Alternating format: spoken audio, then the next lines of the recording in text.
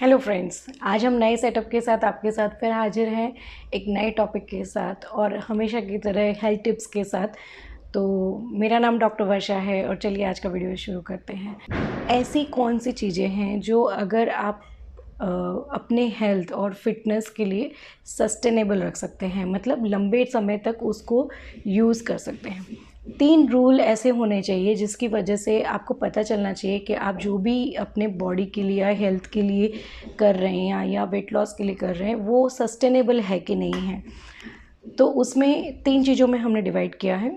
Number 1 metabolic health versus weight loss, number 2 is long term and short term, and number 3 one dimensional और allrounder. Now इसको हम किस तरीके से समझेंगे।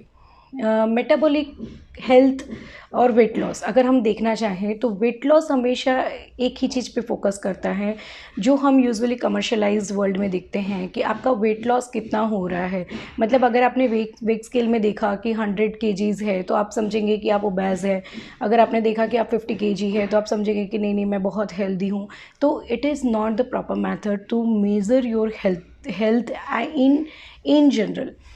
किसी भी इंसान को उसका वज़न कितना है उस पे से जज आप नहीं कर सकते हैं कि वो फिट है या नहीं है।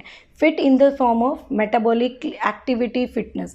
मेटाबॉलिक एक्टिविटी फिटनेस किसको बोलते हैं कि जैसे कि अगर आप रात को सोते हैं तो आपको नींद आती है कि नहीं आती, सुबह आप उठते हैं तो फ्रेश फील करते हैं कि नहीं करते, आपका डाइजेशन कितना अच्छा रहता है, मतलब खाने के बाद आपको गैस एसिडिटी और वो सब होता है कि नहीं होता है, आपका यूरिन आउटपुट कैसा है, आपका स्टूल रूटीन कैसा है, या फिर आपका जो एक्टिविटी है, मतलब आप कितना चलने के बाद थक जाते हैं या नहीं थक जाते, आपकी सांस फूलती है कि नहीं फूलती है, आपका हार्ट रेट कितना रहता है, आपके वाइटल्स कैसे रहते हैं, इवन आप इरिटेबिलिटी आप में कितनी है, आप चिड़चिड़ापन कितना रहता है, या फिर हम कहें कि आपके नेचर में कितने बार बार चेंजेस आ रहे हैं। अगर पीरियड्स फीमेल्स हैं तो पीरियड्स आने के पहले जो सिम्टम्स आते हैं, irritability, anger issues, mood swings, ये रहते हैं कि नहीं रहते हैं।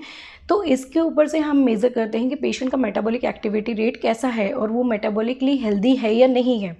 अगर सपोज़ अगर वेट पे ही अगर हेल्थ को मेज़र किया जा सकता तो एक रेसलर है, अगर आप WWE फ़ैन हैं तो आप देखेंगे कि बहुत सारे रेसलर्स होते हैं जिनका वज़न 100 kg, 120 kg, 150 kg होता है। तो इसका मतलब तो ये होना चाहिए वो सारे के सारे बीमार हैं और वो सारे के सारे ही ओबेसिटी से सफ़र कर रहे हैं, लेकिन ऐसा नहीं होता है।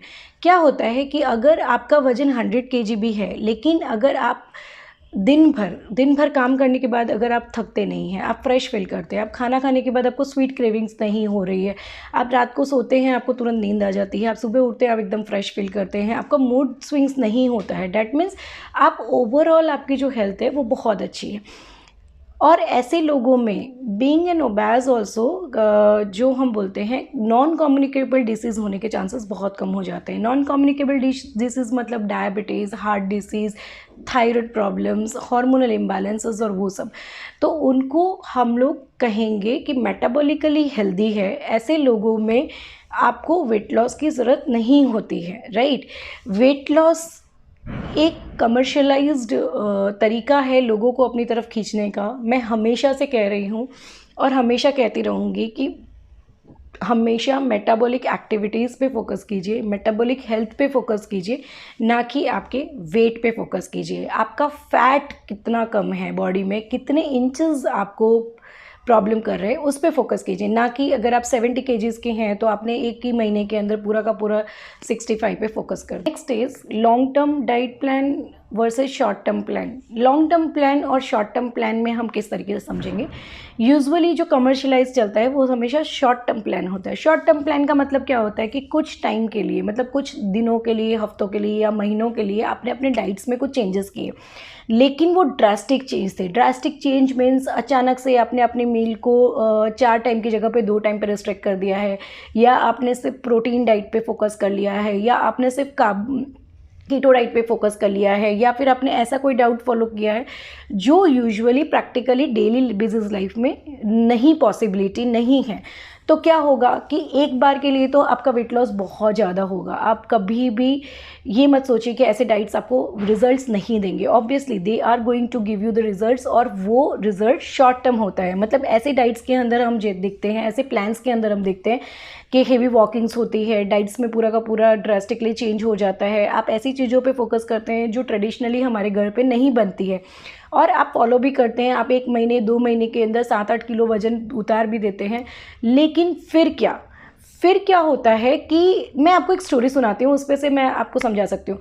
1990s में ऐसा हुआ था कि यूएसए ने कुबा जो कंट्री है उसको फूड सप्लाईज बंद कर दी थी, फ्यूल एंड फूड सप्लाईज बंद कर दी थी, जो उनका मेजर सोर्स ऑफ रिसोर्स था, मतलब जहाँ से वो लोग चीज़ें लेते थे।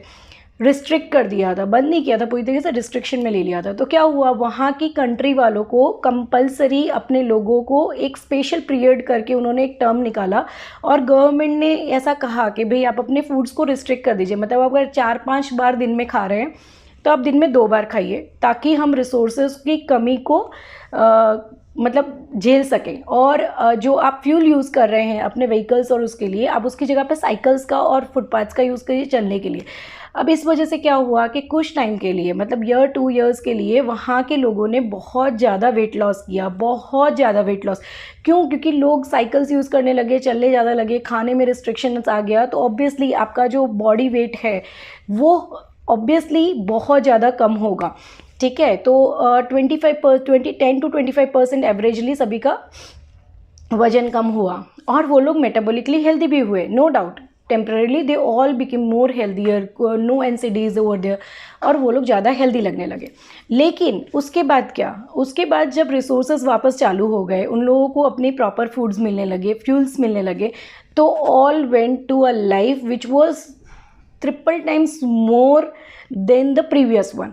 मतलब कि जो खाने की क्वांटिटी वो लोग 2 times अब मिल ले रहे थे, उसकी जगह पे 4-5 times मिल लेने लगे, क्योंकि बहुत टाइम के बाद खाना इतना सारा देखने को मिला, फ्यूल्स आ गए। तो ऑब्वियसली वो लोग ने साइकिलिंग छोड़ दिया, फुटपाथ छोड़ दिए, सब ने व्हीकल्स यूज़ करने लगे। फिर 5 times रेट से ओबेसिटी NCDs के केसेस नेक्स्ट 5 years में कुबा के अंदर बढ़े हैं।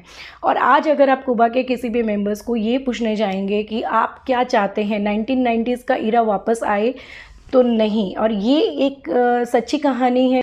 आज वहाँ पर हार्ट डिसीज़, हार्मोनल प्रॉब्लम्स और डायबिटीज़, ये सब पेशेंट्स बढ़ गए हैं, जबकि कम होने चाहिए थे। तो इसका मतलब क्या है कि कोई भी चीज़ अगर शॉर्ट टाइम के लिए की जाती है और फिर जब उसको चेंज किया जाता है, जब आप अपने नॉर्मल रूटीन लाइफ में आ जाते हैं, तो वो आपके मेटाबॉलिक हेल्थ को बर्डन करता है। और जब वो मेटाबॉलिक हेल्थ को बर्डन करेगा तो आपके heart, liver, kidney, every vital organs will be compromise, और उसकी वजह से आपको हायर चांस, जो आपको चांस अभी तक नहीं थे, उससे भी ज़्यादा चांसेस आपको NCDs होने के हो जाते हैं। तो always follow the rules which are important for long term. मतलब आप जब भी कोई डाइट चूज़ करते हैं या फिर फूड हैबिट चूज़ करते हैं या कोई भी रेगुलर चीज़ें करते हैं, तो आप ये सोचिए कि मैं कितने लंबे तक इसको चला सकूँगा। क्योंकि हमारी ह्यूमन माइंड्स को आदत है कि हम हमेशा रिवॉर्ड्स के बारे में सोचते हैं। मतलब अगर मैंने थोड़ा बहुत किया तो मुझे आज के आज रिजल्ट मिल जाना चाहिए, कुछ टाइम के लिए रिजल्ट्स मिल जाना चाहिए।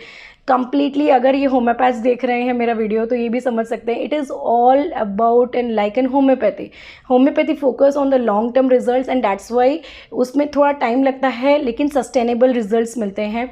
हम शॉर्ट टर्म्स पे बिलीव नहीं करते हैं। सिमिलर अगर आप अपनी लाइफस्टाइल को इम्प्रूव करना चाहते हैं, तब भी मैं हमेशा कहूँगी लॉन्ग टर्म पे फोकस कीजिए, ना कि शॉर्ट टर्म पे।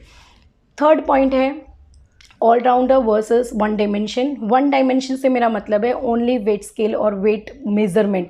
हम क्या करते हैं, हम हमेशा ये देखते हैं कि पेशेंट का वज़न कितना बढ़ा है या कितना कम हुआ है, या रेगुलर में हमारा भी कितना वज़न कम या बढ़ा है। लेकिन अगर वही चीज़ें हम ओवरऑल देखें, मतलब क्या है कि हमारी ब्रेन एक्टिविटी से लेके हमारे इमोशंस, हमारे bones, joint, muscles, tenders, water intake, हमारे बिहेवियरल चेंजेस, हमारे गट बैक्टीरियाज कैसा काम कर रहे हैं, हमारा डाइमोशन कैसा है, हम लोग स्लीप पैटर्न कितनी अच्छी है, अगर उन सब पे ओवरऑल ऑल डायमेंशंस पे हम काम करते हैं, तो वो लॉन्ग सस्टेनेबल हेल्थ इम्प्रोवाइजेशन में हेल्प करता है। और ऐसे लोगों में वेट भी मेंटेन रहता है या तो कम होता है, लेकिन जो बढ़ेगा नहीं, ओबेसिटी की तरफ नहीं जाएगा। ओबेसिटी से मेरा हमेशा मतलब रहा है सेंट्रल ओबेसिटी।